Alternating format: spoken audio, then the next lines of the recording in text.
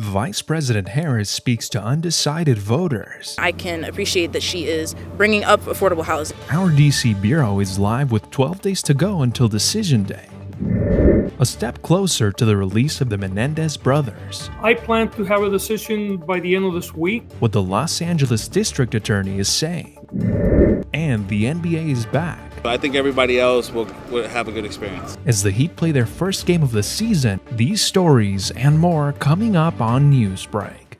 Hello, South Florida. I'm Julian Lascano. And Denise Diaz. Today is Thursday, October 24, 2024. Live from the Lee Caplin School of Journalism and Media in North Miami, this is Caplin News.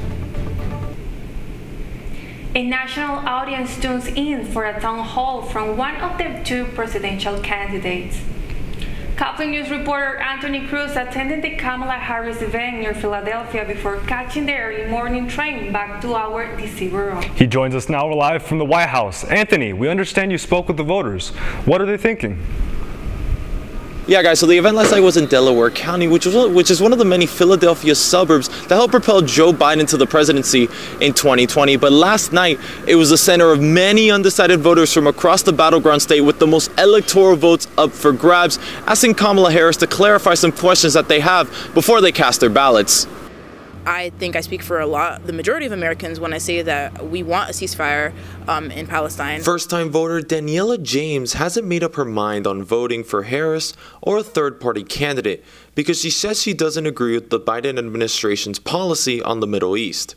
But she says she's leaning towards the vice president, naming her proposed economic policy as a reason why. I can appreciate that she has brought up the amount of price gouging that we've seen, especially after the start of the pandemic, and I can appreciate that she is bringing up affordable housing. Harris's economic plan played a part in winning 45-year-old Delaware County resident Tanisha Spall's vote, who opted for Trump in 2016 and then flipped to Biden in 2020. While I do not feel it was as detailed and expansive as I would like to have heard, I do think it gives me enough that I can vote for her confidently. One of the vice president's weakest issues in the eyes of voters is immigration. Harris did not give a direct answer when asked if she supports building a wall along the southern border, which she said in 2019 was a, quote, medieval vanity project. This discouraged 28-year-old law student Charlie Frank last night, who didn't vote in 2020 and is leaning towards third-party candidate Jill Stein. I think it was par for the course for her with not answering questions when she's asked them and with no one knowing what her policies are because she's held every policy in the book.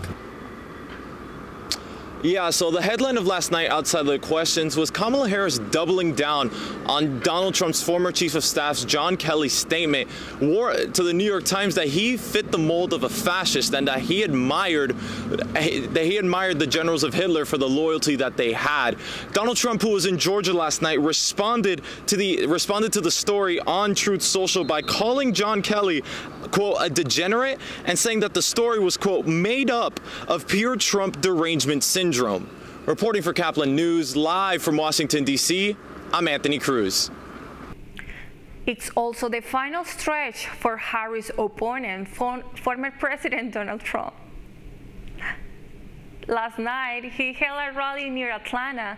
The day before that, he was here in South Florida, speaking out on the recent leak documents investigation. You know, they leaked all the information about the way that Israel's going to fight and how they're going to fight and where they're going to go. And somebody who did that?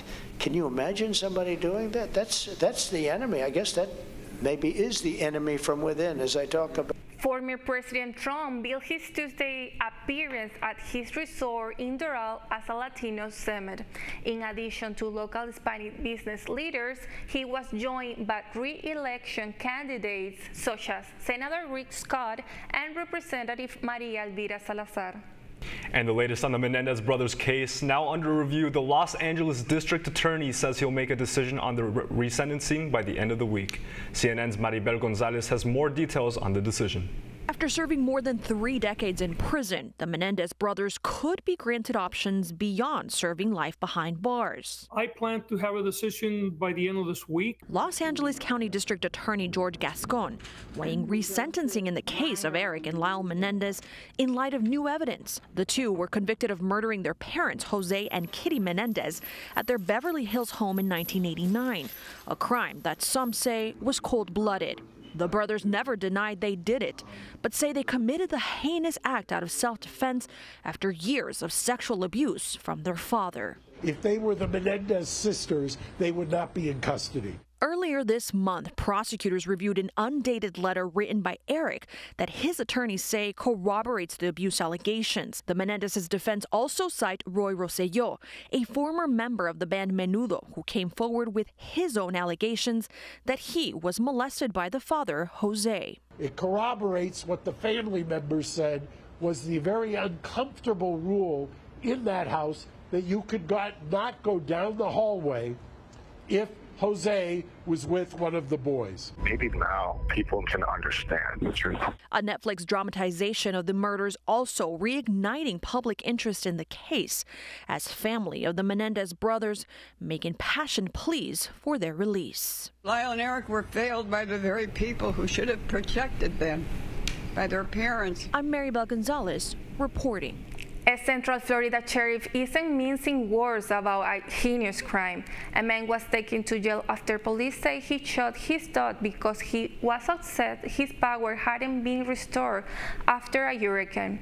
We get the details now from reporter Zeynep Grieber-Gross. You had evil in your heart, you were mad, you couldn't control your emotions, and you were drunk, and you killed your dogs. Brevard County Sheriff Wayne Ivey with a strong message for a Rockledge man accused of killing his dog. 72-year-old John Burgos was taken to jail on Wednesday. According to the arrest report, it was about 2 days after Hurricane Milton. Burgos was upset that he didn't have his power restored yet, so he grabbed his gun. He's all mad because FP&L hadn't got to him to turn his power back on, so he starts shooting his gun in the house. His dog Flick was shot. The sheriff says Burgos was intoxicated when he opened fire. The report says the man went to his neighbor's house looking for a phone and then called 911.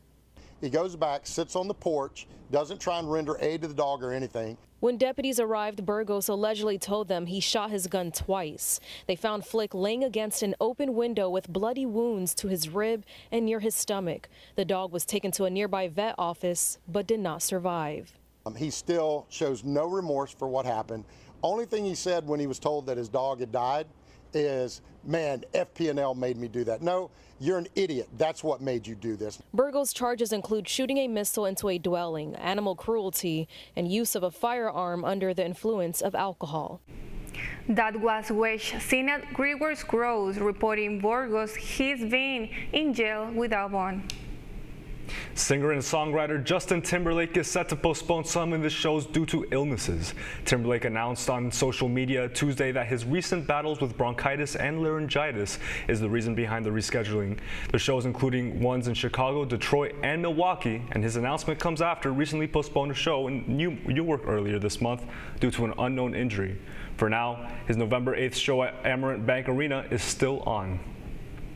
It's a small war, but not a small prize. Disney adjusts the cost of its tickets just in time for end-of-year travel. That's still ahead, and so is the story. Run. Butler, 2-on-1. Franz back alone. Beautiful lob, and Butler with the finish. The NBA season is officially underway with one of the first games being played at the home of the Heat. Newsbreak will be back in 2 minutes. Last week, Brandon met a girl on a dating app. One day after work, he finally found the courage to ask her out. No answer. He started to panic. Was he being too pushy? Maybe it was too... Hey, sorry I didn't respond. I was driving. I would love to go on a date. How does tonight sound? Brandon tried to play it cool, but inside he knew. A girl so smart, so responsible. She must be a keeper.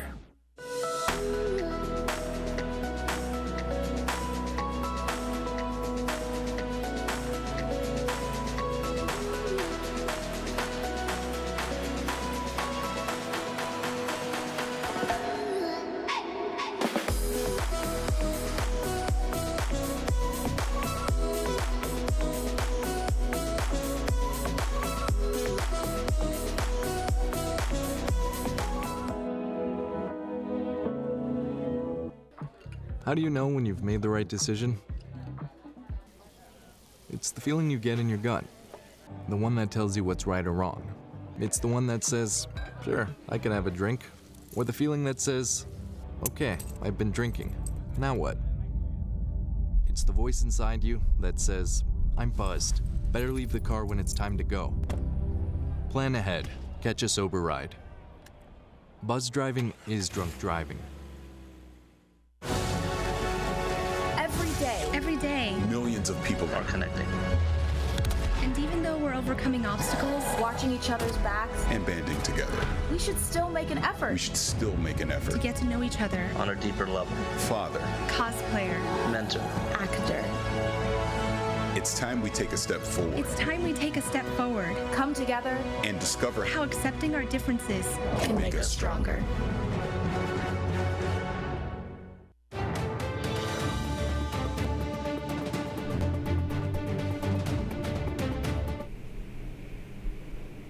The heat is on. After what felt like a long offseason, Miami fans are ready to get back to basketball. The NBA makes a comeback for the new season, and despite the 116-97 loss to the Magic, fans were happy to see basketball return. As Caplin News reporter Nicholas Spur was at the Casilla Center with more on the opening night. A minor cold front has hit Miami, and that means one thing and one thing only, that the NBA season has officially begun. We're here at the Casilla Center where the Miami Heat will face the Orlando Magic in a home opener game for the 2024-25 NBA season. Fans have been eagerly awaiting this moment, ready to support their team and see how new additions and returning stars will shape the season. Yeah, I hope Hawkes can take a big step this season for the Heat. I played against Cole Anthony in high school, so that'll be like fun to see him play again. It's out with the old and in with the new, and that is exactly what happened over the off-scene for the Casilla Center. The arena got a brand new look with a 7,400 square foot Jumbotron, making it one of the largest in the NBA. So yeah, it was actually pretty exciting to watch the Heat on that screen, so I think everybody else will have a good experience. The roster of the team hasn't changed much since last season, except for the newest addition of center Kalal Ware. Some fans say he might have been the missing key for Miami. Well, it'll be our draft pick Ware. We definitely always needed a big man, and we have a super long man. Like, he's 7 feet tall. He looked like Wembley out there, which Wembley is a hype in the NBA right now. So that's one thing the Heat always needed, was a big guy in the center. So with him being so young, fresh, I think we have an opportunity maybe to grow. From the heart of Miami, the Heat's opening game has set an exciting tone for the season ahead. With the energy of the fans and the determination of the players, it's clear that this team is ready to make a statement. From downtown Miami for Caplin News, I'm Nicolette Esper. Disney lovers might want to ask their families for some cash this holiday season, as Disney World tickets will soon be at an all-time high. Admission for November and December 20 to 25th will hit $199 on some days, up $10 from this year's peak. Other months in 2025 will hold steady, with one-day, one-park passes for guests over 9 ranging from $119 to $199. You're watching Newsbreak, and we're coming right back.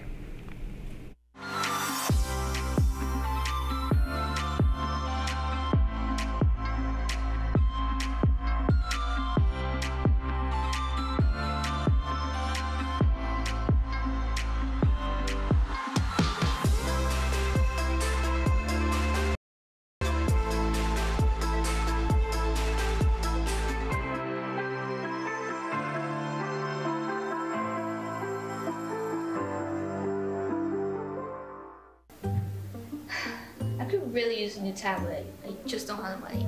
Let me ask you something. Do you have a Pell Grant? Yes? You do know you can get a free tablet, right? Did you say free? Yeah, free. It's simple. And the application is done in the store. I could really use a tablet. Go get one. Another satisfied customer. Stop by PantherTech in the Graham Center at FIU MMC today to speak with one of our associates to get your free tablet. Type 2 diabetes can have a big impact on your life. But how can it be prevented? Well, the first step is knowing if you have something called prediabetes. Take the 1-minute risk test today at doihaveprediabetes.org.